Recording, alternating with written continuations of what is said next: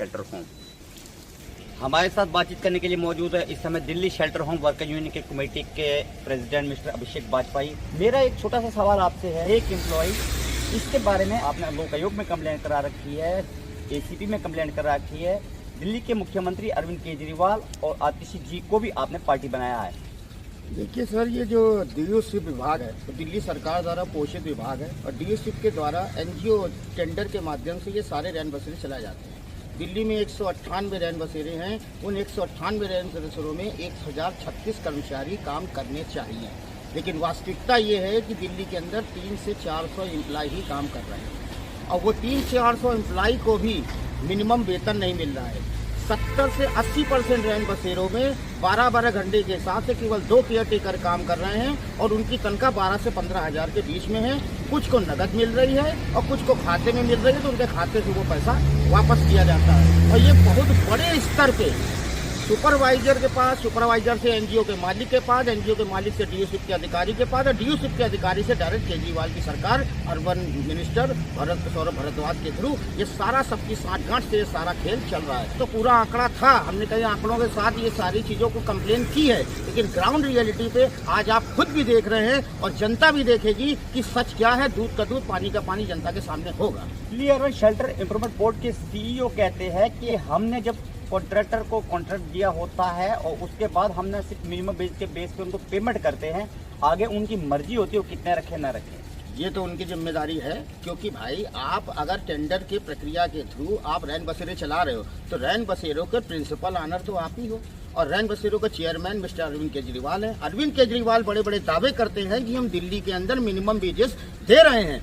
और दिल्ली के अंदर मिनिमम वेजेस अगर उन्हीं के ज्यादा द्वारा पोषित विभाग में अगर कर्मचारियों को नहीं मिल रहा है तो सीधा सीधा ये दिल्ली सरकार की जिम्मेदारी। तो डीओशिप के अधिकारी 1.5 लाख रुपए तनख्वाह ले किस बात की रहे हैं जब वो मॉनिटर नहीं कर सकते, उनके यहाँ पूरी व्यवस्था भ्रष्ट तरीके से चल रही है। मुद्दा क्या है टेंडर पूरा? एनजीओ ने अप्लाई किया, हमें इसका टेंडर चाहिए रैन बसेरों का, तो उसका एक एलिजिबिलिटी क्राइटेरिया होता है कि ये क्राइटेरिया आपको पैरामीटर पूरे करने हैं। उन पैरामीटर के वो दस्तावेज बनाते हैं, उन दस्तावेजों को वहाँ पे जमा करते हैं। जो दस्तावेज, कुछ ऐसे एनजीओ हैं उन्होंने दस्तावेज जमा किए हैं, उन दस्तावेजों में एक एक एम्प्लॉय को 6-6 जगह कर्मचारी दिखाया गया है और डीओशिप का अधिकारी वहाँ पे उसको वेरीफाई करके आगे बढ़ा रहा है। यानी कि वो वेरीफाई करने गया ही नहीं। क्यों नहीं गया? क्योंकि इसकी टेबल पे 1,50,000 रुपए घूस पहुंच गई, तभी तो उसने वेरीफाई किया नहीं। तो इससे सीधे सीधे पता चलता है कि उसी को टेंडर मिल रहा है जो केवल माल फेंक रहा है। कि अरविंद केजरीवाल जी ने चाहते ठेकेदारों को कॉन्ट्रैक्ट दिलाने का काम किया है, क्या ये सत्य है? तो उसका चाहता ऐसा कोई प्रूफ आपके पास है या उसकी पार्टी से कोई रॉन्ग रखता है? देखिए,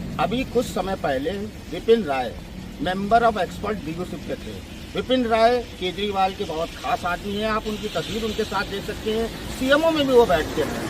तो विपिन राय का सगा भतीजा सुशांत राय 4 रैन बसेरों में ड्यूटी कर रहा है और उसकी तनख्वाह ले रहा है, लेकिन कागज पर ड्यूटी कर रहा है। ग्राउंड रियलिटी में तो वो कभी वहाँ पे रैन बसेरों में गया ही नहीं। तो इससे क्या साबित होता है? यानी कहीं ना कहीं हर रैन बसेरा, हर जो एनजीओ है वो अरविंद केजरीवाल का चहेता एनजीओ है और ये पैसा पूरा घूम के डायरेक्ट सरकार के पास वापस जा रहा है। आप डायरेक्ट दिल्ली सरकार पे क्वेश्चन उठा रहे हो, आरोप लगा रहे हैं। हम तो आरोप लगाएंगे क्योंकि अरविंद केजरीवाल जी इस पर्टिकुलर पूरे रैन बसेरे के चेयरमैन हैं और जब चेयरमैन के नाक के तले ये सारी चीजें हो रही हैं तो सीधे सीधे इसके लिए चेयरमैन जिम्मेदार है।